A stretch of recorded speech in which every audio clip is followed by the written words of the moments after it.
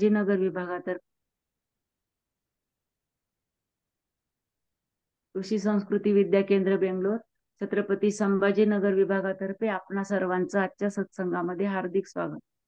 परमपूज्य योग ब्रह्मश्री ऋषी प्रभाकर गुरुजी यांच्या आशीर्वादाने तसेच छत्रपती संभाजीनगर विभागाचे प्रमुख आचार्य श्री सुनील गुरुजी यांच्या प्रेरणेमुळे आपला हा सत्संग अविरत चालू आहे आणि प्रत्येक सत्संगामध्ये आपण नवीन नवीन विषयाची माहिती घेत आहोत आणि आपल्या ज्ञानात भर पडत आहे। आजचा सत्संग देखील आपल्यासाठी पूर्ण असाच असणार आहे।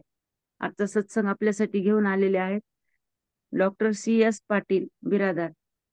त्या स्वतः MSc PhD केमिस्ट्री मध्ये आहेत।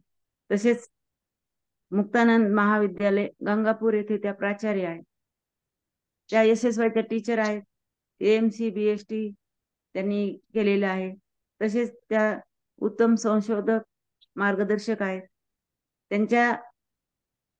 त्यांच्या मार्गदर्शनाखाली सध्या 10 विद्यार्थी संशोधनाचे कार्य करीत आहेत।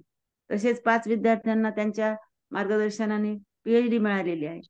80 त्यांचे आंतरराष्ट्रीय जर्नल मध्ये 80 पेपर प्रकाशित झालेले आहेत। तसेच त्यांचे 7 पुस्तकं देखील प्रकाशित आहेत। त्यांना 2 आदर्श शिक्षक पुरस्कार मिळालेले आहेत। तर आपण सर्वजण त्यांना शबुताई या नावाने ओळखतो। त्या मूळतः औरंगाबाद मध्ये राहत असतात आणि अतिशय बोलका स्वभाव।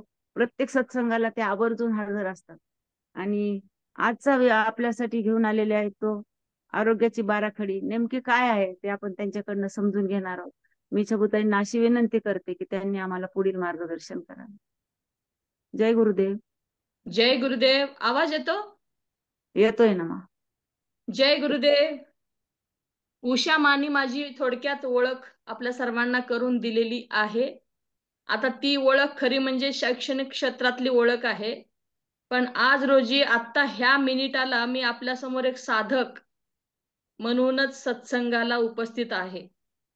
जरी मी SSY टीचर म्हणून चिल्ड्रन SSY चे बॅचेस घेतले, सत्संग घेतले, अविरतपणे आम्ही SSY च्या माध्यमामध्ये वावरत आहोत, पण टीचर पेक्षाही साधक म्हणून घेणं मला आवडेल। आणि आता आपण पाहतो की आजच्या ह्या क्षणाला आज रोजी आपण खूप आनंदी आहोत, कारण उत्साहाचं वातावरण आणि उत्सवाचं वातावरण आपल्या सर्वांच्या घरात आहे। श्री गणेशजीची स्थापना आपल्या सर्वांच्या दारी घरी चालू आहे, स्थापना झालेली आहे। दररोज पूजापाठ चालू आहे, आरती प्रसाद चालू आहे आणि असा काही सोहळा जेव्हा चालू असतो तेव्हा एक आनंदाची लहर, एक आनंदाचं वातावरण आपल्या सर्वांच्या अंगी येतं, घरीदारी येतं आणि आपण आनंदी राहतो। आता 1893 मध्ये श्री गणेशजीची स्थापना करून श्री बाळ गंगाधर टिळकांनी हा उत्सव सुरू केला। त्याच्या मागचा एक उदात्त हेतू असा होता की इंग्रजांच्या काळामध्ये त्यांच्या राजवटीमध्ये आपण सर्वच जण भारतीय एकत्र येणं महत्त्वाचा उद्देश होता आणि सर्वांनी एकत्र येऊन एकजूट होऊन ती पूर्ण जनशक्ती इंग्रजांना दाखवावयाची होती आणि त्या हेतूने स्थापना झाली 1893 साली आणि तेव्हापासून आतापर्यंत एक मोठं रौद्र रूप ह्या उत्सवाने धारण केलेलं आहे आणि आता तो राष्ट्रीय सण बनलेला आहे। तसंच पुढे 1895 94 95 मध्ये श्री शिवछत्रपती महाराजांनी ते उत्सव उचलून धरला आणि त्यांनीही ते अविरतपणे पुढे चालू ठेवलं। आता श्री गणेशजी हे रिद्धी सिद्धींच्या सोबत संसार करत 14 विद्या 64 कलेचा अधिपती श्री गणेशजींना वंदन करूया आपण सर्वजण साधक म्हणून आजच्या दिवशी आणि आपल्या सत्संगाला सुरू करूया। उषामा, मी एक भजन आपल्या समोर आधी घेते श्री गणेशजीचं आणि मग मी माझ्या विषयाकडे येते। चालेल? चालेल।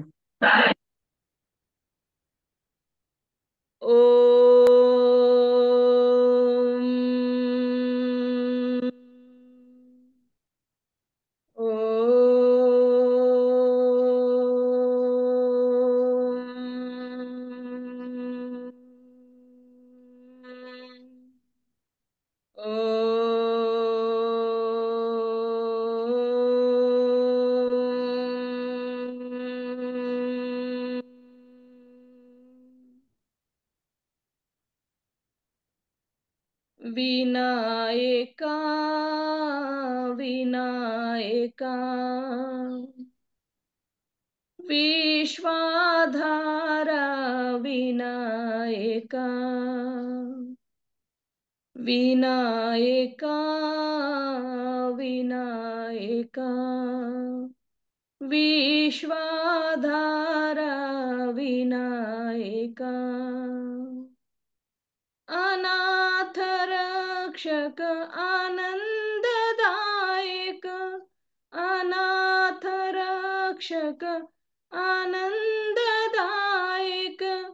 उमा महेश्वर हे प्रिय नंदन उमा महेश्वर हे प्रिय नंदन विनायका विनायका विश्वाधारा विनायका सिद्धि विनायक भव भय हरणा सिद्धि विनायक भव भय हरणा सुरमुनि वंदित श्री गणेशा सुरमुनि वंदित श्री गणेशा विनायका विनायका विश्वाधारा विनायका विश्वाधारा विनायका. जय गुरुदेव. जय गुरुदेव. सुरू करूया. जय गुरुदेव. सुरू.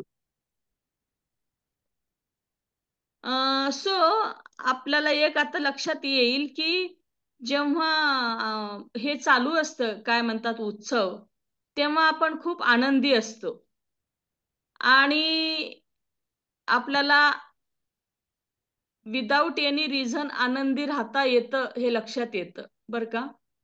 पण आपण हे विसरून जातोय की उत्सवाशिवाय सुद्धा आपल्याला आनंदी राहायचं आहे. आपण SSY चे साधक आहोत. योगासन प्राणायाम मेडिटेशन आनंदी कसं राहायचं निर्हेतू कसं हसायचं निर्हेतू कसं आपण आनंदी जीवन जगायचं हे सर्व आपण शिकतो आहोत शिकलो आहोत किंबहुना. पण कसं आहे की दैनंदिनी जगत असताना प्रत्येक वेळेला आपला मूड एकसारखाच राहील आणि आपण अविरतपणे 12 तास दिवसभराचे 12 तास रात्रीचे 24 तास एकूणच आनंदी राहू असं नाही. आणि म्हणून कधी कधी तरी साधनेत असतानाही आपल्याला विसर पडतो की आपण आनंदी राहण्यासाठी ह्या पृथ्वीवर आलोय. आपण हे जीवन जगण्याची कला शिकण्यासाठी पृथ्वीवर आलोय. खरं म्हणजे जीवन जगण्याची कला तुम्ही शिकावी म्हणून आपल्याला जीवन मिळालेलं आहे. पण आपण जीवनाला एक चॅलेंज म्हणून स्वीकारलेला आहे आणि चॅलेंज म्हणून जेव्हा स्वीकारतो तेव्हा हुक और क्रुक मेथडनी जे काही आपल्याला मिळवायचं आहे ते मिळवायच्या पाठीमागे आपण धावत राहतो आणि मग ध्येय आपलं एकच लक्षात राहतं की आपल्याला जीवन जगायचं आहे. पण कसं स्पर्धेने स्पर्धा करत राहतो आपण छोट्या छोट्या गोष्टीपासून मोठ्या गोष्टीपर्यंत. आणि मग कुठेतरी साधक असूनही विसर पडतो की आपण आनंदी कसं राहायचं आरोग्य कसं जपायचं. म्हणून जेव्हा मी उदांशी बोलले की म्हटलं रे सत्संगाचा विषय माझ्या डोक्यामध्ये 3 एक विषय रेंगाळत आहेत की नेमकं मी कोणत्या विषयाला स्पर्श करू आज असं माझ्या डोक्यात प्रश्न आहे. मी विषय बोलून दाखवले त्यांना तर ते म्हणाले की बघा तुमच्या आवडीने घ्या. आणि मग मला वाटलं की आपण थोडा हलका फुलका विषयच आज सगळ्यांच्या समोर संवाद साधूया आणि म्हणून हा विषय आरोग्याची बाराखडी. खरं म्हणजे life itself is festival. Life our life is itself festival. We should celebrate it daily. दररोजच आपण आपला उत्सव साजरा केला पाहिजे जीवनाचा. कारण जीवनच आपला एक उत्सव आहे. आपण जेव्हा इतरत्र पाहतो तेव्हा आपल्या लक्षात येतं की आपल्यापेक्षा खूप पैशाने कमी, सुखवस्तूने कमी असणारे लोक सुद्धा व्यवस्थित जीवन जगत आहेत. आणि जेव्हा आनंदी राहायचं आहे आपल्याला, तेव्हा ह्या नक्कीच सगळ्या सुविधा कमी असणाऱ्या व्यक्तीकडे पाहून आपण नेहमी जगलं पाहिजे, की नेमकं मला काय पाहिजे आणि नेमकं मला काय मिळालं आहे. जे मिळालं आहे त्याला धरायचं असतं आणि जे मिळालं नाही त्याची अपेक्षा न केलेलीच बरी असते. आणि त्याच्यासाठी आपण काही करू नये असं नव्हे, तर करत राहायला पाहिजे. पण अपेक्षापूर्ती न ठेवता आणि मग आपल्याला जे काही मिळत जाईल आपल्या जीवन प्रवासामध्ये, ते आपल्याला आनंदच देत राहील. आणि म्हणून कुठेतरी आपल्याला विसर पडतो, की आरोग्य कसं राखायचं, आनंदी कसं राहायचं. म्हणून आपण एक सहज आज चर्चा करूया. फार काही विषय फार असा डीपमध्ये नको नेऊया आपण. फक्त चर्चा करूया, की एक्झॅक्टली आपल्याला वरवरचंच का होईना आपली दिनचर्या चालू असताना आपण कशा पद्धतीने साधारणपणे बघितलं पाहिजे स्वतःकडे आणि नेमकं काय केलं पाहिजे विसर न पडू देता. आता मला हे नक्कीच माहिती आहे, की आपण दररोज प्राणायाम, प्राणायामाचे प्रकार आणि मेडिटेशन आणि किंबहुना थोडाफार योगासनाचाही आपण सराव करत आहोत किंवा चांगल्या पद्धतीने करतही असू. पण त्याच्याच सोबत आपल्याला जीवन जगताना ह्या बाराखडीचा नेहमीच सराव केला पाहिजे. आणि म्हणून आपण हा विषय आज आपल्यासमोर घेतलेला आहे. आपल्याला माहीतच आहे, की आपण बाराखडी खूप शिकलेले आहेत.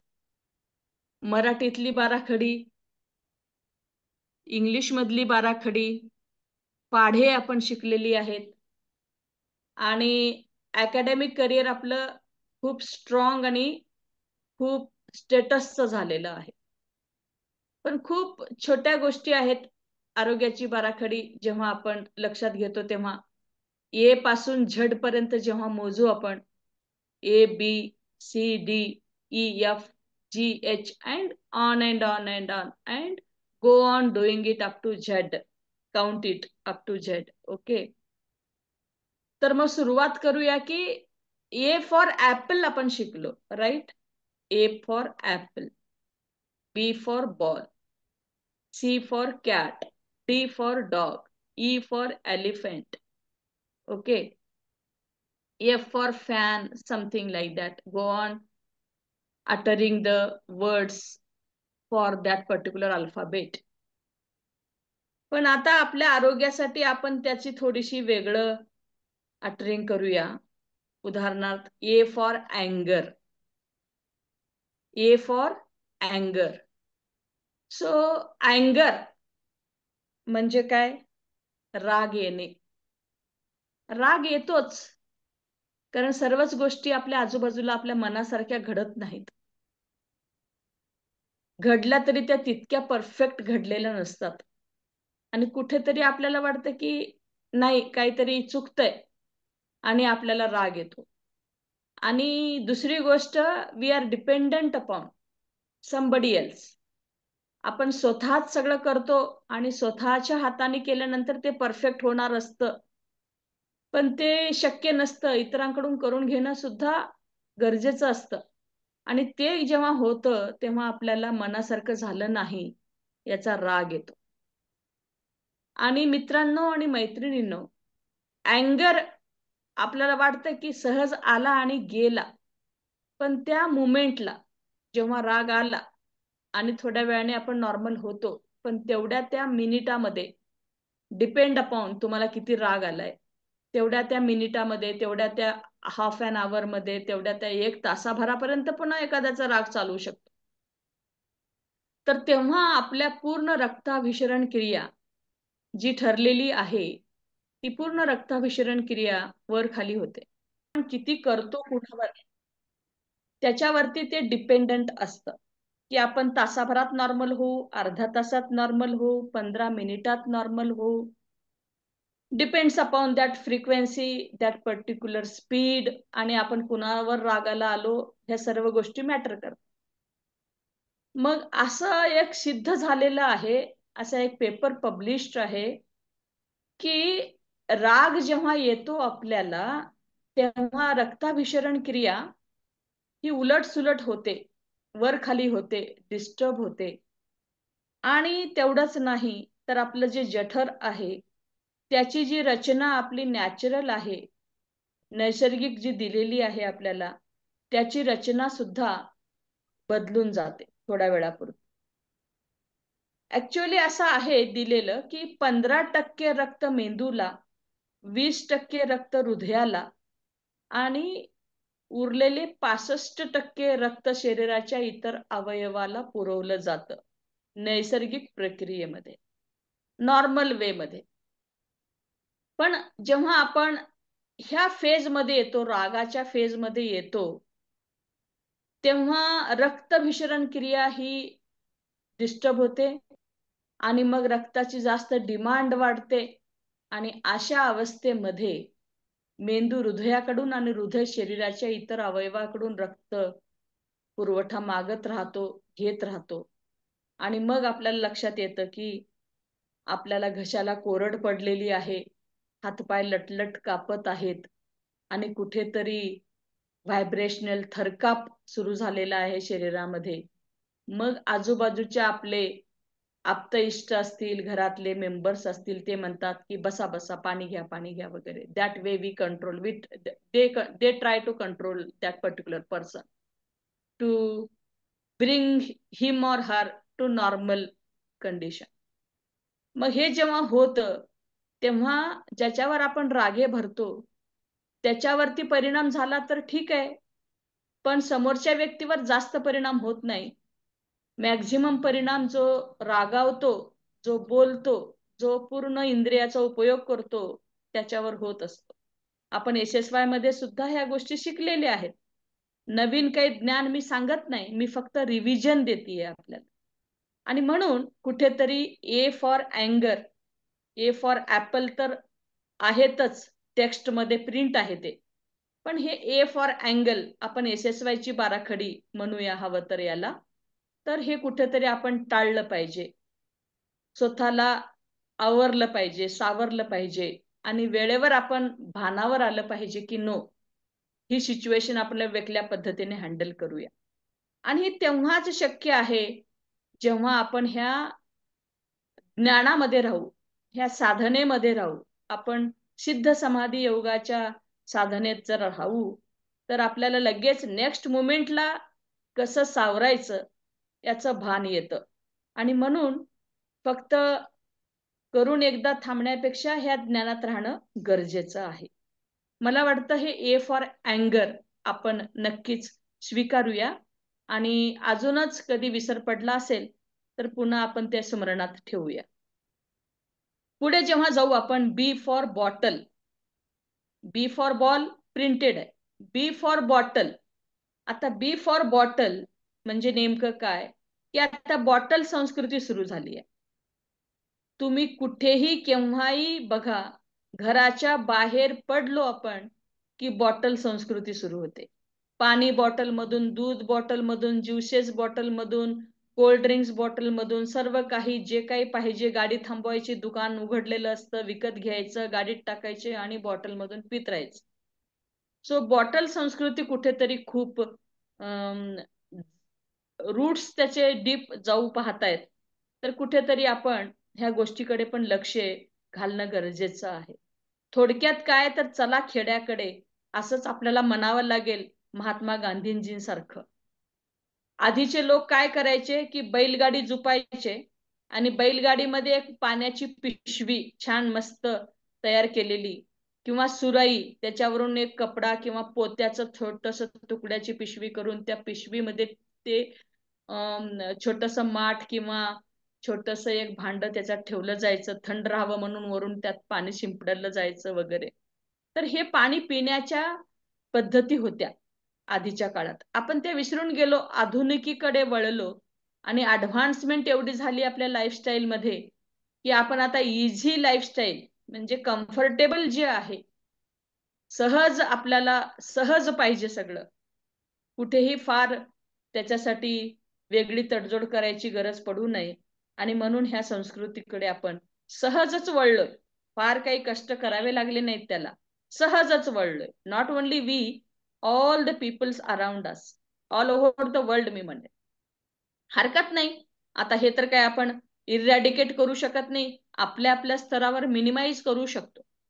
पण इट्स ओके, मिनिमाइज करताना हेही ध्यानात ठेवूया आपण की बॉटल वापरा, पण त्याच्यावरती मॅन्युफॅक्चरिंग आणि एक्सपायरी डेट लिहिलेली असते.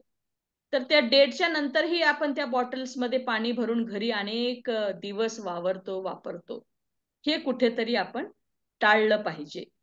कुठेतरी टाळलं पाहिजे म्हणण्यापेक्षा टाळलंच पाहिजे. सो बॉटल आपण यूज करत जरी असलो तरी त्या बॉटलचा उपयोग पुन्हा पुन्हा नको, रिपिटेशन मध्ये ती बॉटल यूज मध्ये यायला नको, हे कुठेतरी आपण लक्षात घेतलं पाहिजे आपल्या आरोग्यासाठी. सो बी फॉर बॉटल नको या, किंवा वापरलो तरी विदिन दॅट लिमिट. पुढे चालूया आपण आता. C for company is very very, अनेक वेळेला व्हेरी इम्पॉर्टंट. कंपनी खूप मॅटर करते आपल्या आयुष्यामध्ये. आपण कोणाच्या सोबत बसतो, उठतो, काय बोलतो, काय ऐकतो, हे फार महत्वाचं आहे. कारण जसं आपण संवाद साधू, बोलू, गप्पा मारू, तसे विचार आपल्या सबकॉन्शियस मध्ये येतात आणि त्या विचाराची एक शृंखला तयार होते, एक माळ तयार होते आणि विचार कुठेतरी एक क्रोनॉलॉजिकल ऑर्डर मध्ये आपल्याकडे रचना केली जाते सबकॉन्शियस मध्ये त्या विचाराची. आणि जे विचार आपण मेंदूला देऊ, मेंदू त्याच विचाराची कृती करत राहतो.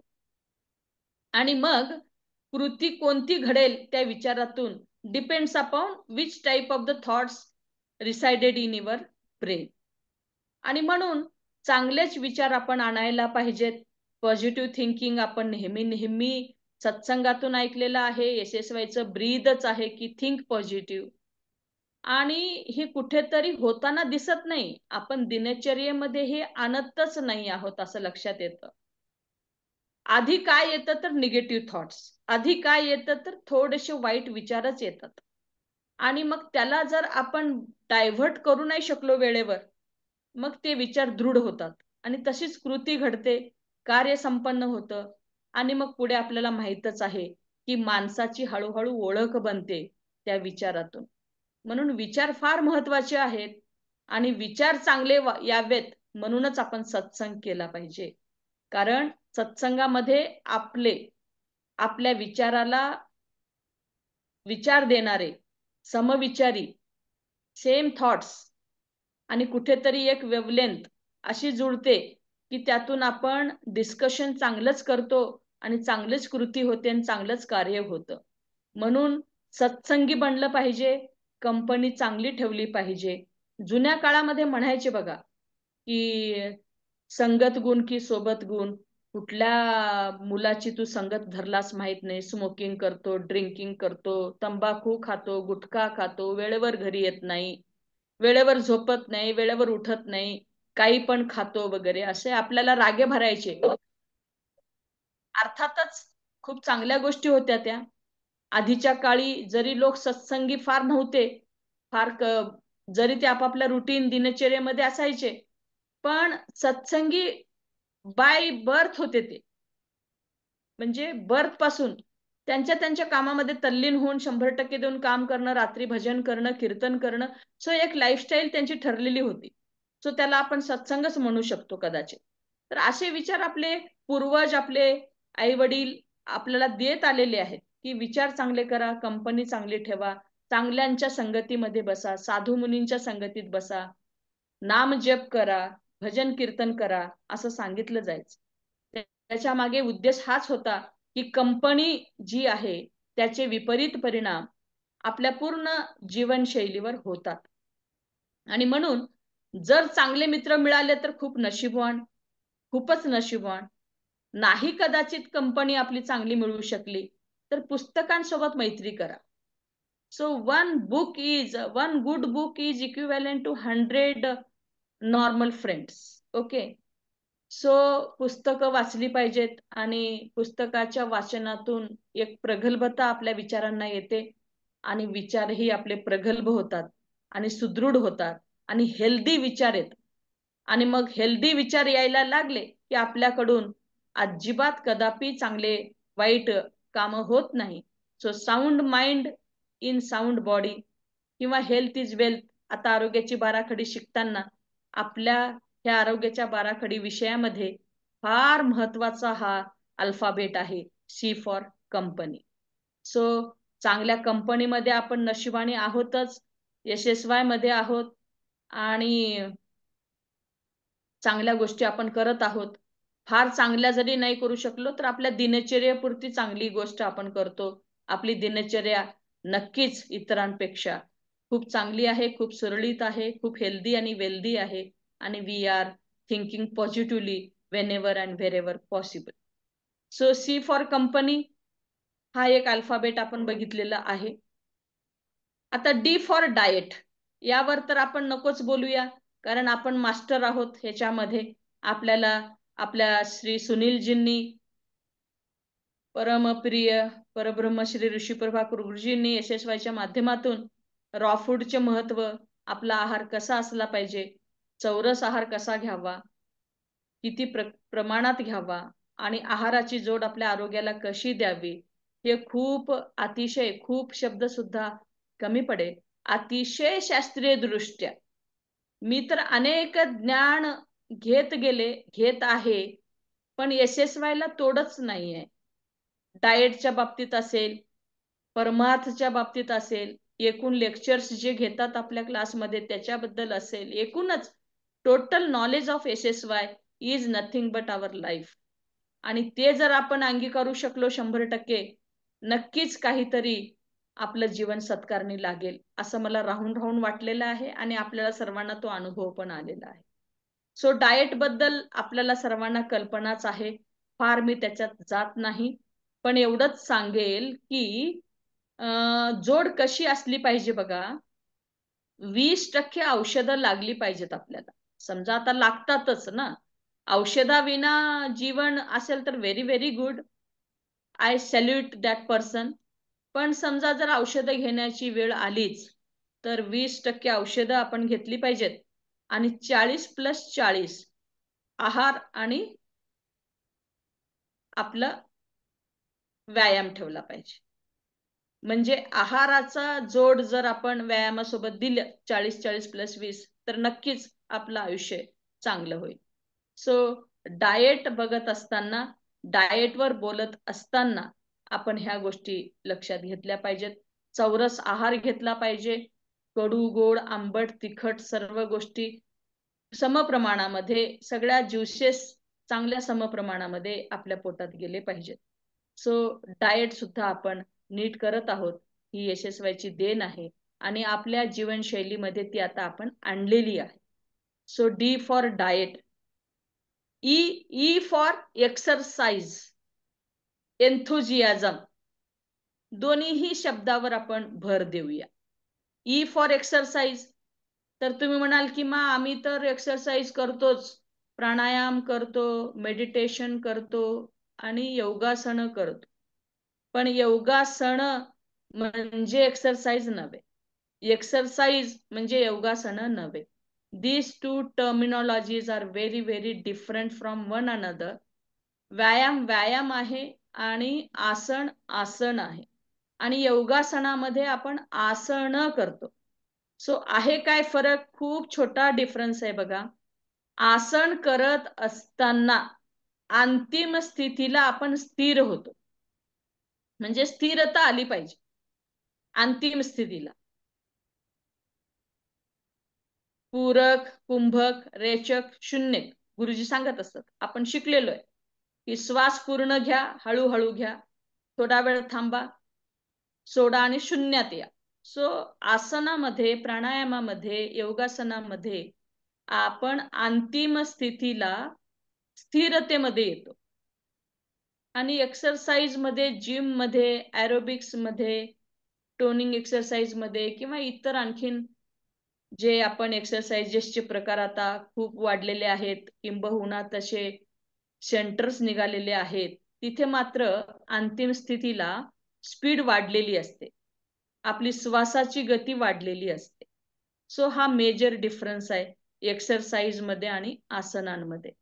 पण इट्स ओके, आसन करा, योगासनं करा आणि एक्सरसाइजची पण जोड असू द्या, कारण एक्सरसाइज शिवाय आपण जीवनामध्ये दररोजच्या दिनचर्येमध्ये राहू नये.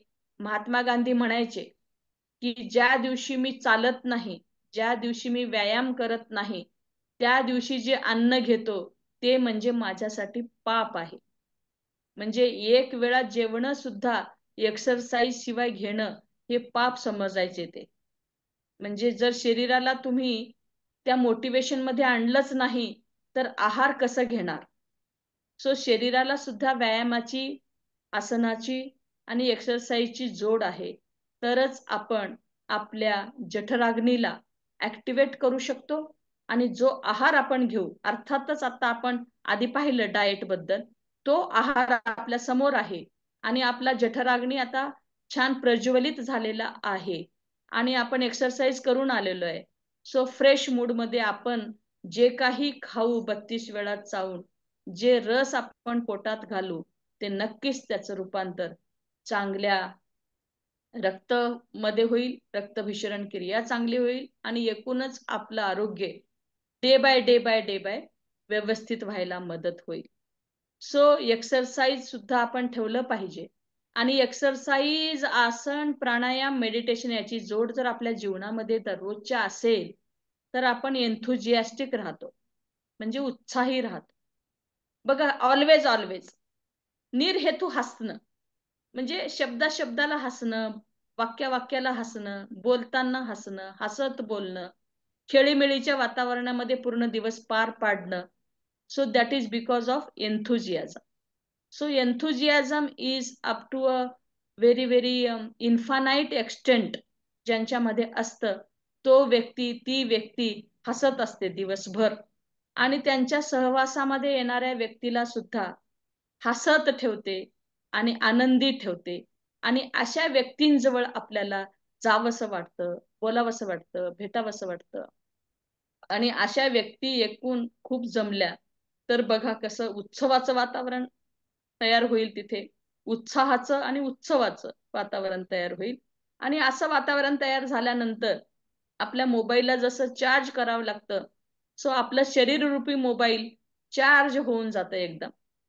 आणि फुल्ली चार्ज्ड मोबाईल म्हणजे आपलं शरीर, जेव्हा आपण बाहेर पडतो, समाजामध्ये बाहेर पडतो, असे आपल्या रूपामधले जे कॅप्सूल्स आहेत, साधक, असे एन्थुजियास्टिक पर्सन्स जेव्हा समाजामध्ये वावरायला लागतील, ते नक्कीच काय देतील हो, आनंदच देतील की नाही, आनंदच देतील.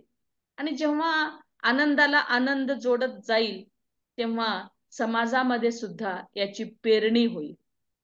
आणि म्हणून गरज आहे आपल्याला की आपण आनंदी राहिलं पाहिजे. आणि नुसतं आनंदी राहिलं पाहिजे, आनंदी राहिलं पाहिजे म्हणून नाही आनंदी राहू शकत आपण, त्याच्यासाठी ह्या सर्व गोष्टीची जोड द्यावी लागते. ABCDE. A for angle, B for bottle, C for company, D for diet, E for exercise, enthusiasm तेव्हाच येतो. आणि ही दिनचर्येमध्ये कळत न कळत आपल्या येऊन जायला पाहिजे, मग आपण ह्या सर्व गोष्टी करू शकतो, किंबहुना करत आहोत. त्याच्यामध्ये वृद्धी झाली पाहिजे, ती वाढीस लागली पाहिजे. एवढंच काय ते आजच्या सत्संगाचा प्रयोजन आहे की रिव्हिजन फक्त करूया की नक्की आपण काय करायला पाहिजे.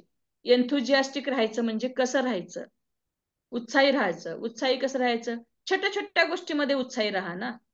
Okay, enjoy every moment without any reason. तर हे स्थितप्रज्ञ जेव्हा गुरुजी बोलतात, हे सर्व एकदम काही सगळं शक्य नसतं. हळूहळू आपली दिनचर्या तशी ठेवली पाहिजे आपण. आणि म्हणून आजच्या ह्या बाराखडीचं मी प्रयोजन केलं होतं. आता F for family, F for fan printed, F for family. अहो काय Guruma, family yes, family. Family concept, कौटुंबिक रचना. आता आपण SSY मध्ये शिकलेलो आहे बघा, की थिंक पॉझिटिव्ह आणि घरापासून सुरू करा. हे करायला तुम्ही स्वतःपासून सुरू करा, घरापासून पण नाही, स्वतःपासून सुरू करा. म्हणजे घर, मग समोरचे घर, मग कॉलनी, मग पूर्ण तालुका, मग जिल्हा, मग राष्ट्र, मग असं ही क्रोनॉलॉजी आपल्याला गुरुजींनी सांगितलेली आहे. सो कुटुंबापासून सुरुवात करूया, आणि ती तुमच्यापासून सुरू झालेली आहे, राईट? काय करायचंय? सो फॅम्युलस हा शब्द आहे ना, लॅटिन शब्द आहे बरं का, त्याच्यातून फॅमिली शब्द आलेला आहे. सो फॅमिली म्हणजे नवरा, बायको, मुलं आणि सर्वंट. ऍक्च्युअली फॅमिलीला सर्वंटच शब्द मानला गेलेला आहे लॅटिन मध्ये, फॅम्युलस वर्ड हा लॅटिन वर्ड आहे, आणि त्याच्यापासून हा वर्ड आलेला आहे फॅमिली. आणि मग कुटुंबाची रचना आपण अशी ठेवूया की आपलं वातावरण जे आपल्याला पाहिजे तेच वातावरण आपल्या कुटुंबामध्ये निर्माण आपण केलं पाहिजे. कुटुंबासमवेत राहिलं पाहिजे, आणि त्यांच्या विचाराची जोड आपल्या विचाराशी कशी एकरूप होते हे नेहमीच आपण पाहिलेलं आहे आणि पाहतो आहे, आणि ते आवश्यक आहे. म्हणून आपल्याला आठवतं बघा, गुरुजी म्हणायचे, तुम्ही तर याच, SSY तर तुम्ही कराच, पण सोबत तुमच्या नवऱ्याला घेऊन या, सोबत तुमच्या पतीला घेऊन या, किंवा सोबत तुमच्या पत्नीला घेऊन या, व्हाईस वर्सा. हे का म्हणायचे गुरुजी? हे आता नक्कीच आपल्याला पटलेलं आहे, कारण आपण एक संस्कृती आता स्वीकारलेली आहे की आपल्याला असं आता जगायचं आहे. आता संस्कृती हळूहळू ती वाढीस लागली की त्याचे संस्कार बनतात, आणि जेव्हा कुठल्या गोष्टीचे संस्कार बनतात ती गोष्ट परमनंट होते. नाहीतर कसं होतं ना, की परिवर्तन होतात, परिवर्तन समाजामध्ये होतात, परिवर्तन ऑफिसात होतात, परिवर्तन कायद्यामध्ये होतात, पण ते परिवर्तनाचा संस्कार बनला पाहिजे. आणि जेव्हा परिवर्तनाचा संस्कार बनतो तेव्हा ती संस्कृती बनते. आणि म्हणून कुठलंही परिवर्तन जर आपल्याला अंमलात आणायचं असेल तर त्याचा संस्कार बनला पाहिजे, आणि संस्कार बनायचं असेल त्याची आपण साथ नाही सोडली पाहिजे, सातत्य त्याचं टिकवलं पाहिजे. कारण मद्रासमध्ये असं म्हटलं गेलं काही वर्षापूर्वी, काही दशकांपूर्वी, धूम्रपान करू नका, धूम्रपान करणं बरोबर नाही. पण त्याचं परिवर्तन जरी हे त्यांनी आणलं पण त्याचे संस्कार नाही बनले, आणि म्हणून ते टिकलं नाही. त्याच्या उलट पक्षी सिंगापूरला सार्वजनिक ठिकाणी कचरा टाकू नये, कचरा टाकायचे नाही, असं परिवर्तन, असं एक परिपत्रक, असा एक नियम झाला, आणि त्याचा संस्कार बनला. आणि अनेक पाश्चिमात्य देशामध्ये आपण बघतो की हे सगळे संस्कार बनलेले आहेत, आणि परिवर्तनाचा संस्कार बनला म्हणून ती आता संस्कृतीच झालेली आहे तिथली. आणि म्हणून फॅमिलीमध्ये सुद्धा आपल्याला ह्या गोष्टी आणाव्या लागतील, आणि नुसतं आणून उपयोग नाही, तर त्याचे आपल्याला संस्कार बनावे लागेल. आणि जेव्हा संस्कार बनेल तेव्हा ती नक्कीच संस्कृती होईल, आणि जेव्हा संस्कृती होते तेव्हा मग काहीही करायची गरज नसते, आपोआप सर्व गोष्टी घडत राहतात. सो F आपण बघितलेला आहे. आता G for God. G for God तुम्ही म्हणाल येस, G फॉर गॉड. आता काही जण म्हणतात जे मिथ्या असतात त्यांना वाटतं नाही आम्ही गॉडवर विश्वास नाही, देवावर आमचा विश्वास नाही. बोला काय करायचं मग? मग तुम्ही गुड वर विश्वास ठेवा. G for God, if not G for good.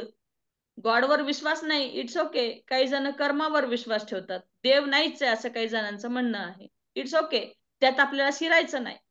जर आपल्याला गॉडवर विश्वास नाही आहे, इट्स ओके, आपल्याला तर शिकवण आहे की परस्पर देवो भव. देव अशी काही मूर्ती नाहीये, अशी काही टांगलेली मूर्ती, त्याच्यावर हार घातला, उदबत्ती ओवाळली, आरती केली म्हणजे गॉड आहे असं नाही. आपण एकमेकांमध्ये देव पाहू शकतो. परस्पर देवो भव, अतिथी देवो भव आपण शिकलेलं आहे. गॉडवर विश्वास नाही तर मनुष्यावर विश्वास ठेवायला पाहिजे. कोणत्या मनुष्यावर? जे काही चांगलं करतात त्यांच्या सोबत राहा. गुरुजींनी आपल्याला हे पण सांगितलेलं आहे की आपल्याला जर कोणी विचारलं की तू चांगला माणूस आहेस का वाईट माणूस आहेस, अजिबात आवडत नाही आपल्याला वाईट म्हणून घेण्यासाठी. आणि मग असं जर आपल्याला सांगितलं गेलं की तू चांगला आहेस की वाईट आहेस, हात वर करा, तर वाईट आहे का, कोणीच हात वर करणार नाही. पण तू चांगला आहेस का असं म्हटलं की सर्वच जण हात वर करतात. म्हणजे सर्वांनाच चांगलं म्हणून घ्यायला, सर्वांनाच चांगलं व्हायला आवडतं. अर्थातच अर्थातच, कारण चांगलंच व्हायला आवडतं सर्वांना. आणि म्हणून not good, not God, sorry, good वर विश्वास ठेवूया, चांगलं काहीतरी करूया, है ना. चांगलं म्हणजे फार काही मोठं काही करायचं नाही हो. चांगलं छोटं, अगदी मायनर, मायन्यूट, मेजर, तुम्ही अगदी नॅनो लेवलवर पण चांगलं करू शकता. ज्याच्यापासून इतरांना त्रास होणार नाही अशा गोष्टी आपण करूया, त्याला आपण गुड म्हणतो. So G for God, if not G for good. आता एच म्हणजे हॅबिट, आपली सवय. आपली सवय कशी ठेवली पाहिजे. तुम्ही मला सांगा, आपण जीवनामध्ये आलो, जन्म घेतलेला आहे, आपण किती सनराईज पाहिलंय, कोणत्या वेळेला कसा सनराईज होतो, कोणत्या महिन्यात सनराईज कसा होतो, हे तोंडपाठ सांगणारे पण व्यक्ती आहेत हो. म्हणजे बघा त्यांची दिनचर्या कशी असेल. सनराईज टू सनसेट जी दिनचर्या ज्या व्यक्तींची काहीतरी क्रिएटिव्ह करण्यामध्ये गेलेली आहे. ओके, सो नॉट 12 तास, पूर्ण 24 तास, 9 तासाची 7 तासाची जर झोप सोडली तर इतर वेळेला त्या व्यक्तीने क्रिएटिव्हच काहीतरी केलेलं आहे. असे हॅबिटॅटच्या व्यक्तीच ह्या महान बनलेल्या आहेत. ह्या पूर्ण नेम आणि फेम घेऊनच सोबत जन्माला आले आणि ते ऑल ओव्हर द वर्ल्ड पूर्ण फेमस झाले. Not by their because of degree, not by their because of job, not by their because of payment, salary, package, no, because of their habit. त्यांच्या ज्या सवयी आहेत, त्यांनी ज्या सवयी स्वतःवर आधी आणलेल्या आहेत अंमलात, आणि इतरांनाही ते आपोआपच वाटते की माझी पण सवय अशी झाली पाहिजे, असं वर्तणूक, असं ज्यांनी आपली दिनचर्या ठेवली त्यांचंच नेम आणि फेम हे ऑल ओव्हर द वर्ल्ड झालेलं आहे. म्हणून हॅबिटॅट, सवयी ह्या फार मॅटर करतात. आणि त्या सवयी म्हणजे अशा असल्या पाहिजे की आपल्या सहवासात येणाऱ्या व्यक्तीला वाटलं पाहिजे की ही सवय मला पाहिजे लावून घ्यायची आहे, ही सवय मला लावून घ्यायची आहे असं वाटलं पाहिजे. सो अशा हॅबिटॅट मध्ये आपण जगलं पाहिजे की इतरांना ते नेहमी अनुकरणीय वाटलं पाहिजे, उपयोगाचं वाटलं पाहिजे, अशी आपली सवय पाहिजे. So H for habit. आता पुढे जर चालत राहिलो आपण, I for idol. I for idol. आपण म्हणतो तुमचा आदर्शवाद कोण आहे, तुम्ही कुणाला आदर्श मानता. काही लोक म्हणतात मी आदर्श आहे, किंवा माझे सुनीलजी आदर्श आहेत, ऋषी प्रभाकर गुरुजी आदर्श आहेत, किंवा माझा कोणता तरी एक लीडर नाव घेतात ते की माझा आदर्श आहे. माझं आदर्श आहे म्हणजे त्यांच्या जीवनाची छाप आपण आपल्या जीवनावर आणू पाहतोय, त्याला आदर्श म्हटलं जातं. आणि ज्याचं त्याचं ते वेगळा वेगळा पिंड आहे, ज्याचं त्याचं ते वेगळं वेगळं विजनरी डिसिजन आहे काय आदर्श ठेवायचं, राईट. कोणी म्हणतं पुस्तक माझा आदर्श आहे, राईट. आणि काही जण म्हणतात की माझं डेली रुटीन जे आहे तेच माझा आदर्श आहे, कारण त्यातूनच मला बऱ्याच गोष्टी करायला, अनुभवायला मिळतात आणि मी त्याच्यामध्येच गुंतलेलो आहे. वर्क इज वर्शिप, माझं वर्कच माझा आदर्श आहे. वाटेवर हे डिपेंड्स अपॉन की सजीवच पाहिजे, लीडर पाहिजे, देवच पाहिजे असं नाही.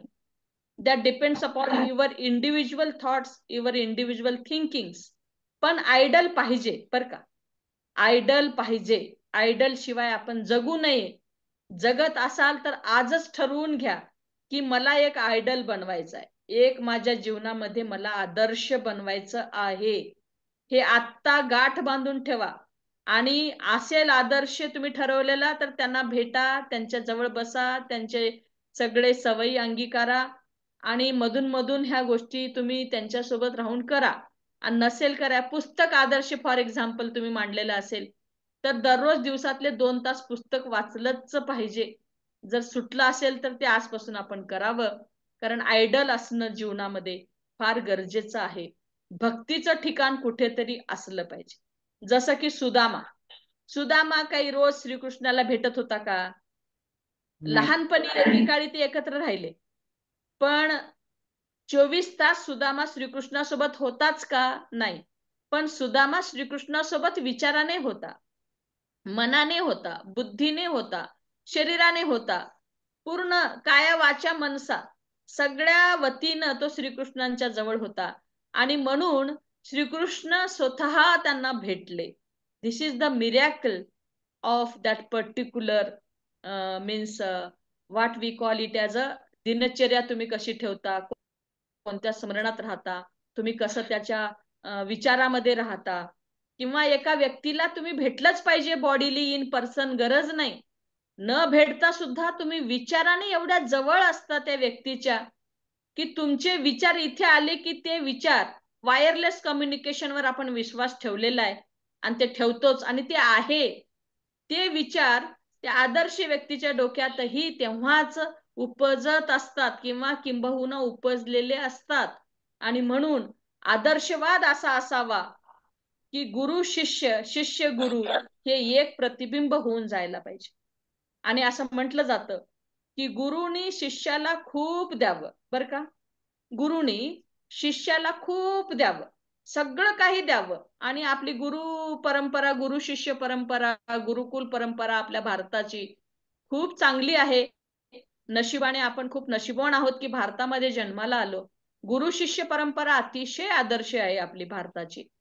आणि गुरुनी शिष्याला खूप द्यावं, शिष्यानेही ते खूप खूप घ्यावं, आणि घेता घेता शिष्याने गुरुचं प्रतिबिंब त्यात उमटवावं. ही आहे गुरु शिष्य परंपरा, हे आहे आयडल, हे आहे आदर्शवाद. की माझे गुरु आहेत, माझे गुरु आहेत नुसतं म्हणून काफी आहे का? नुसतं म्हणत बसणं सफिशियंट आहे का? नाही आहे. तुम्ही गुरु मानलंय तर गुरु मनातून माना. ठीक आहे, तुम्ही एखाद्या गुरुपौर्णिमेला नाही जाऊ शकले, तुम्ही नाही चरण अमृत घेऊ शकले, तुम्ही नाही चरण स्पर्श करू शकले, तुम्ही नाही पूजा पाठ केली, पण तुमच्या मनाची पूजा, तुमच्या आंतरिक पूजा, मनात अंतर्मनातली पूजा अतिशय पवित्र पूजा आहे. म्हणून आदर्शवाद कसा असावा, तर तुमच्या मनामध्ये आलेला विचार त्या गुरूंच्या विचाराशी जाऊन भिडला पाहिजे, त्यांच्या त्या व्हायब्रेशन मध्ये जाऊन तुमचं व्हायब्रेशन एकरूप झालं पाहिजे. अशा पद्धतीचा आदर्शवाद म्हणजे I. Okay, so A B C D E F G H and I पर्यंत आपण आलो. आयडल आपण बनवलंच पाहिजे. आणि आपल्यासाठी नशिबवान आहोत बघा आपण यशस्वीचे सर्व साधक. ओके, आता औरंगाबाद छत्रपती संभाजीनगरची लोकसंख्या 15 काय लाख समथिंग असेल, मला अपडेट नाही आहे. पण जे काही लोकसंख्या असेल त्या लोकसंख्येपैकी आपण जे साधक आहोत ना संभाजीनगर मधले, आपण नशिबवान आहोत उषामा, बरोबर आहे की नाही? हा, की बरोबर आहे. आपण त्या संस्कृतीमध्ये आलो, आपण संस्कृतीमध्ये आलो, हे संस्कार जपले आणि आज ह्या संस्कारामध्ये जगतोय. आपण देवापासून जे आयुष्य घेऊन आलोय, नक्कीच त्या आयुष्याला एक चांगली संजीवनी देतोय असं वाटतंय की नाही? किंबहुना बरोबर. मिळालेली आहे. कारण जे इतर लोक जगतात ते पाहते मी की, आणि आपण पाहतो तेव्हा नक्कीच आपल्यालाही अजून मिळवायला पाहिजे. आपणही फार 100% आयडियल नाही आहोत. आपलाही मधून मधून हे ज्ञान, त्याच्यामुळेच सत्संग, त्याच्यामुळेच सर्व गोष्टी BST AMC आणि टीचर ट्रेनिंगचं रिव्हिजन सगळं करत राहिलं पाहिजे. कारण केल्याने होत आहे रे, ते केलेच पाहिजे. आणि सातत्य टिकवणं फार गरजेचं आहे. नाहीतर मग केलं आणि सोडलं अशाने काही गोष्टी घडत नसतात. आणि म्हणून आपण नशीबवान आहोत की आपला आयडल आहे, आपण आदर्शवाद जपलेला आहे, आपण ह्या ज्ञानामध्ये आहोत. सो आय पर्यंत आपण आलो. आता हे सगळं खूप जड जड वाटलं असेल ऐकून की बाबा काय काय, तर joke, J for joke, joke पण केले पाहिजे हो, हलके फुलके जोक केले पाहिजे, हसले पाहिजे, है ना, आनंदी राहिलं पाहिजे. आता माझे आदर्श श्री सुनीलजी गुरुजी आज सत्संग मध्ये आहेत. मी गुरुजींना म्हणेल, गुरुजी जोकवरच सत्संग घेऊ एक दिवस. प्रत्येकाने एक एक जोक सांगायचं आणि हसायचं, फक्त हसण्याचाच सत्संग ठेवूया आपण एक दिवस. असं मला मधून मधून वाटतं बरं का. की आपण हसलं पाहिजे भरपूर, निर्हेतू हसलं पाहिजे, निर्हेतू हसलं पाहिजे, म्हणजे काहीही कारण नसताना हसलं पाहिजे, हसत राहिलं पाहिजे. नाही ते आपल्याला हसत राहता येत तर आपल्या मनामध्ये एक हास्याचा पवारा छुपलेला आहे, लपलेला आहे, त्याला बाहेर काढलं पाहिजे. आणि ते तेव्हाच शक्य आहे जेव्हा आपण काही जोक करू. ओके. माझा मुलगा जो अमेरिकेत आहे महेश, तो लहानपणी खूप जोक सांगायचा काही पण, आणि आम्ही खूप विचार करायचो त्याचं उत्तर द्यायला, पण काही नसायचं. आता मला त्यांनी एक जोक आठवतो म्हणून सांगते. मला तो म्हटला, आई आता एक मुंगी आहे आणि ती मुंगी पाण्यात पडली, ती कशी बाहेर येईल? एक कोड, नॉट जोक, कोड, समजा कोड होतं हे. तर मी विचार करत बसले ती मुंगी कशी बाहेर येईल, ती मुंगी कशी बाहेर येईल. सो माझ्या डोक्यात विचार सुरू झाले आणि एक बुद्धी जागृत झाली, मी खूप हुशार आहे, मला खूप डिग्री आहेत, आणि त्याच्यात त्याच्यात अडकल्यामुळं उत्तर काही देता नाही आलं. तो म्हटला, काय वेडी आहे आई, साधं उत्तर आहे, मुंगी पाण्यात पडली ती भिजून बाहेर येईल. सो मुंगी बाहेर पडली, ती मुंगी पाण्यात पडली, ती कशी बाहेर येईल, ती भिजून बाहेर येईल. सो साध्या साध्या गोष्टी असतात, फार विचार करत बसायची गरज नाही. जोक पण आपण केलं पाहिजे आणि आपण हसलं पाहिजे. सगळ्यात महत्वाचं माहिती आहे, कारण आपल्या मेंदूमध्ये काही हार्मोन्स आहेत, नॉट काही, भरपूर हार्मोन्स आहेत, हार्मोन्सनी गच्च भरलेलं आहे ब्रेन. तर त्याच्यामध्ये ना लाफिंग हार्मोन्स, लाफिंग हार्मोन्स, आनंदी केव्हा राहतो, ते हार्मोन्स कधी जागृत होतात, कधी ऍक्टिव्हेट होतात, तुम्ही जे दिनचर्येमध्ये आणता ना तुमचं वागणं बोलणं, त्याच्यातून त्या हार्मोन्सची क्रिएटिव्हिटी होते, ते हार्मोन्स वाढतात आणि त्या प्रद्युक्त होतात, प्रज्वलित होतात, उत्साही होतात, ऍक्टिव्हेट होतात, आणि त्याप्रमाणे आपण इतरांच्या बरोबर संवाद साधताना दिसतो किंवा इतरांच्या बरोबर आपण त्या हार्मोन्स प्रमाणे वागायला लागतो. आणि म्हणून हार्मोन्सची पेरणी जी आपल्या मेंदूत आहे, त्या सर्व हार्मोन्सला ऍक्टिव्हेट करण्याचं काम आपण करूया. आणि ते तेव्हाच शक्य आहे जेव्हा आपण छोट्या मोठ्या गोष्टीमध्ये काहीतरी हसूया, आनंद शोधूया, जोक करूया, आणि लाईफस्टाईलला आपण खूप हलकं फुलकं बनवूया. हो, आवर लाईफ इज इटसेल्फ फेस्टिवल, मी म्हणाले मगाशी, माझी सुरुवातच तिथून केली. Life itself is a festival, let us celebrate it. दररोज उठलं की उत्सव करूया आपण आपल्या जीवनाचा, आनंदी राहूया, नाचत उठूया, पागडत राहूया आणि आनंदाने जगूया. म्हणजे आपल्याला दिलेल्या आयुष्याची दोरी ती लांबली जरी नाही, ती सुदृढ होईल आणि प्रत्येक मुमेंट आपण चांगल्या पद्धतीने जगू शकू. आणि म्हणून जोक केलं पाहिजे. खूप मोठे मोठे लीडर्स, खूप सात्विक भाव जपणारे संत महात्मे सुद्धा लहान मुलांसोबत खेळायचे, सोंगट्या खेळायचे, ओके, हसायचे, लहान मुलांच्या सोबत राहायचे. मला एक तुम्हाला सांगायचं आहे की आवर्जून लहान मुलाला सोबत घ्या तुम्ही, आवर्जून बाळाला एक 10 मिनिटं, 5 मिनिटं, 4 मिनिटं आपल्या कुशीत घ्या आणि त्या बाळाकडे पहा, नक्कीच तुम्हाला आनंद मिळेल. फार काही करावं लागत नाही, लहान मुलांच्या जवळ राहिलं पाहिजे, लहान मुलांच्या बरोबर खेळलं पाहिजे. आणि जेव्हा एखादा कळप लहान मुलांचा काही खेळत असतो, तिथे आपण जाऊन त्यांच्याशी संवाद साधते झालं पाहिजे, बोलते झालं पाहिजे. छोट्या छोट्या फुलाच्या कळ्या आपण ताटामध्ये आणून ठेवल्यानंतर त्याचे फूल होतात बघा. सो कळीचं फूल होताना पण आपण बघितलं पाहिजे, तर एक वेगळा आनंद मिळतो. सो आनंद खूप छोट्या गोष्टीत आहे आणि आपल्या आजूबाजूलाच ते दडलेलं आहे, फक्त आपण त्याच्याकडे पाहणं विसरलोय, निरीक्षण करणं विसरलोय. सो आपण ऑब्झर्वर बनलं पाहिजे, रादर दॅन अभ्यासक. म्हणजे आपण खूप अभ्यासक बनतो पण ऑब्झर्वर बनत नाही. आणि अभ्यासकाच्या सोबतच जर निरीक्षक बनलो तर अभ्यासक प्लस निरीक्षक नक्कीच आपल्याला काही गोष्टी चांगल्या दिसतील आणि आपल्याला त्या गोष्टी नक्कीच अनुभवायला मिळतील. जय गुरुदेव. उषा, सांगा मला काय करायचंय. जय गुरुदेव. खूप छान झालाय सत्संग आजचा. आणि कुणाला काही प्रश्न असतील, याच्यावर विचारायचं असेल, कारण तुम्ही जो सत्संग घेतलाय की जे काही आपण शिकलोय, आपल्याला जे काही गुरुजींनी ज्ञान दिले, त्यामध्ये ABCD ची जी 12 खडी आहे, त्याच्यात कोणीकडे दुसरीकडे पाय घसरू नये, आणि होतं असं, आपण समाजात राहतो, इकडे तिकडे काहीतरी काही प्रसंग असे येतात की तो प्रसंग आपल्या म्हणजे सदविवेक बुद्धीने कसा टाळायचा, हे जर बाराखडी लक्षात ठेवली ती लगेच लक्षात येईल बाबा की हे आपण उषामा करायला. उषामा हा काही हा बाराखडीचे मध्य गाठलंय आपण. A B C D E F G H I J पर्यंत आपण आलोय. आता पुढचं आपण पुढच्या ह्याच्यात कंटिन्यू करू, कारण वेळ संपलेला आहे. 8:05 झालेली आहेत. तर आपण हो मध्य गाठलेलं आहे. तर इथे आपण थांबूया आणि आपण बर- संवाद साधूया. काही साधकांना संवाद साधावयाचा असेल, काही विचारावयाचा असेल.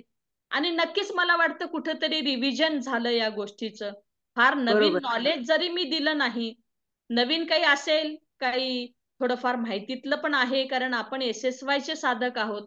त्यामुळे ह्या सर्व गोष्टी आपल्याला माहीतच आहेत. फक्त की विसर पडू नये म्हणून आजची ही आरोग्याची बाराखडी मी आपल्या समोर ठेवलेली आहे. जय गुरुदेव. पूर्णपणे रिव्हिजन झालेलीच आहे. तरी कोणाला काही प्रश्न असतील किंवा कोणाला काही व्यक्त व्हायचं असेल तर तुम्ही बोलू शकता. जय जय गुरुदेव. गुरु. मग इंद्राणी माय इंद्रायणी खूपच मा जय छान. गुरुदेव. जय गुरुदेव. खूपच छान सांगितलं तुम्ही. मला फक्त एक छोटस सजेशन होतं तुमच्या ए फॉर अँगर साठी. तुम्ही सगळं पॉझिटिव्ह सांगितलं, आपण ए फॉर ऍक्सेप्टन्स जो गुरुजींचा खूप महत्वाचा हॅपीनेस क्लासचा आपला प्रोसेस आहे, तर ए फॉर अँगरच्या ऐवजी तुम्ही ए फॉर अटिट्यूड किंवा ए फॉर ऍक्सेप्टन्स करून तुमचं एक्सप्लेनेशन तेच ठेवू शकता. कारण आपल्या डोक्यात अँगर राहिलं ना पहिल्याच अक्षरासाठी, तर आपण त्याचं नाही पाहिजे का हो पाहिजे हे कधी कधी फार मुश्किल होतं. तर मला असं वाटतं हा छोटासा एक बदल खूप बाकी सगळं खूप छान आहे, सगळं पॉझिटिव्ह होतं. पण एकाच ठिकाणी मला थोडंसं वाटलं की छोटा बदल खूप उपयोगी पडेल. ऍक्सेप्टन्स किंवा अटिट्यूड ऑफ हॅपीनेस असं काहीतरी केलं तर छान होईल. बाकी खूप छान नक्कीच आहे. नक्कीच इंद्रायणी मा, खूप छान, खूप मस्त सजेशन आहे. I am very happy for this word आणि मी नक्कीच त्याच्यात ऍड करेल इंद्रायणी मा. थँक्यू.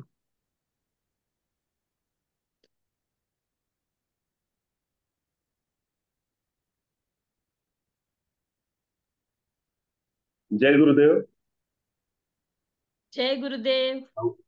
आवाज येतोय. खूप छान झाला माझा सत्संग तुमचा, खूप छान वाटलं. खूप छान थँक्यू. तुम्ही आरोग्याची बाराखडी सांगितली.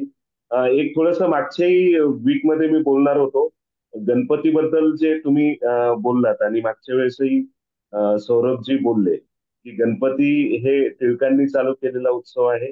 आणि तर त्याच्यामध्ये एक थोडस करेक्शन मला करायचंय.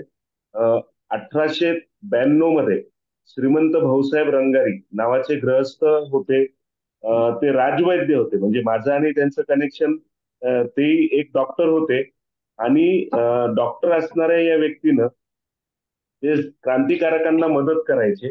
आणि क्रांतिकारकांना मदत करायची तर त्यासाठी काय करायला पाहिजे यासाठी ते एकदा ग्वाल्हेरला गेले होते. ग्वाल्हेरला त्यांनी गणपती उत्सव बघितला आणि मग त्यांना लक्षात आलं की गणेश उत्सवावरती ब्रिटिश सरकार त्यावेळेस जमावबंदी होती.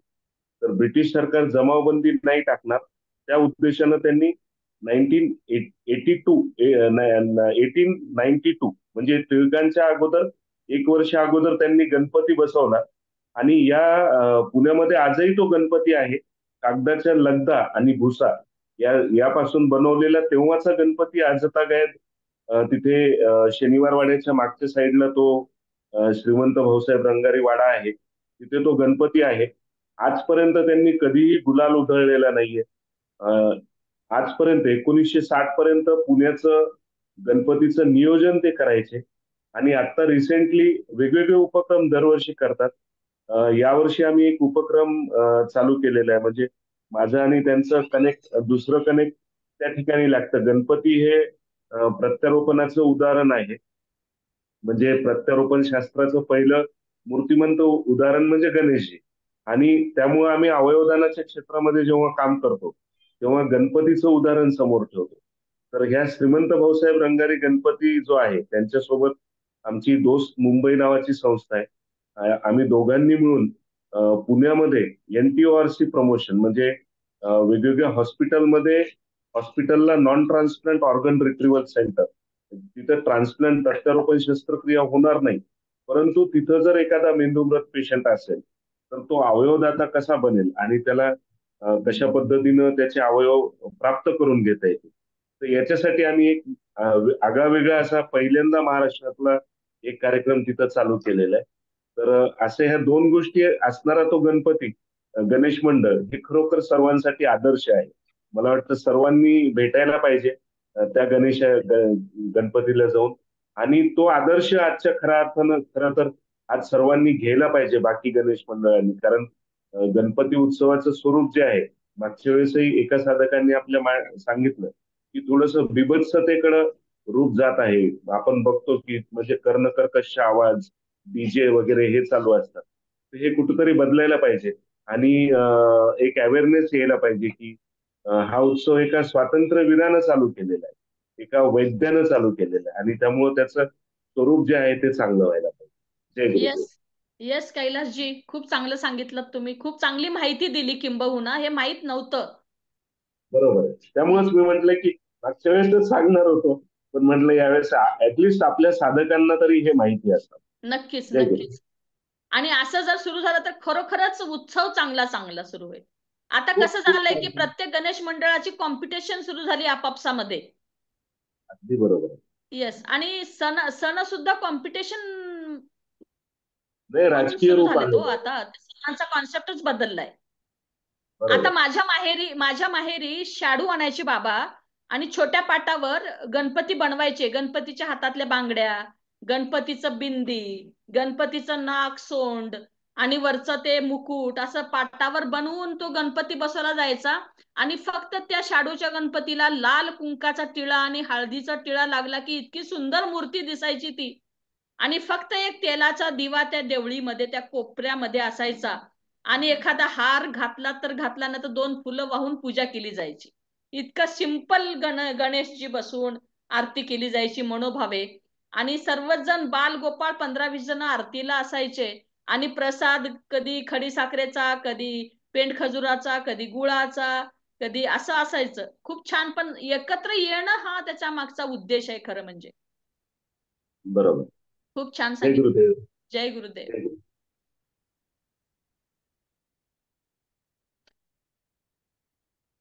जय गुरुदेव. मग आपण प्रेयर करू नंतर. येस.